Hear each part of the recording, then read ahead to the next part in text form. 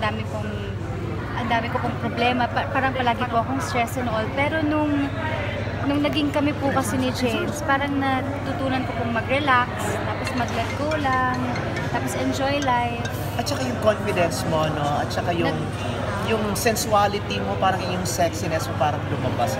Opo, kasi parang yun ako, I learned to accept myself po kasi flaws and all. Pero sa palagi mo, ano naman ang nabago mo kay James? Kasi sabi, maangas siya dati, parang tikot, pero may parang chill lang siya. Actually, I think, ano ba? Ang pinaka-important po kasi na natutunan naming dalawa is to just relax and love life. Yun lang talaga, parang kaming dalawa walang bad vibes sa amin. Hindi rin kami yung parang nagbibigay ng bad vibes sa iba. Wala sa amin yung may kaaway-away, ganun. That's parang enjoy lang kayo. Wala nga po, hindi nga po kami ganun. Talagang relax lang po kami. Kahit mga konting tampuhan lang. Hindi po. Talaga? Opo. Tsaka natutunan ko din po kasi maging open sa kanya. Yung lahat po ng nararamdaman ko, sinishare ko. Kasi before po, nasanay po ako nung itatago ko yung mga nararamdaman ko. So eventually, nagpa-bottle up po ako. Then parang mag-explode na lang one day. Pero ngayon po kasi, pag may problema po ako, sinasabi ko po sa kanya, siya po yung tutulong sa akin. Nakikita mo ba ang sarili mo na for life na kayo? Will that to aspire? Sana po. As in, paano pag-uusapan yun?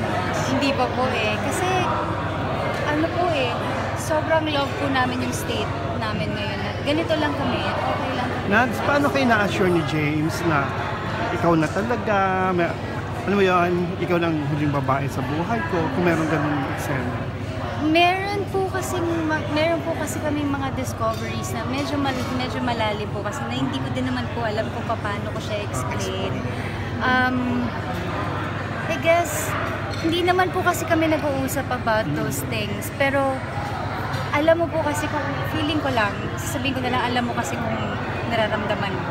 Walang selosan talaga? Wala po talaga. Talagang relax lang po kami. Nats, kasi dati, hindi kayo, parang hangin yung sagot niya about living in. Masasagot mo lang ba siya ngayon? Bakit pa ba tinatanong yan? Hindi, kung masasagot mo lang ba siya ngayon o hindi, or wag na lang. Oh my God, kayo na po bahala dyan sa mga ganun. Pero naniniwala ka naman sa marriage? Gusto mo ba someday ikasal ka din?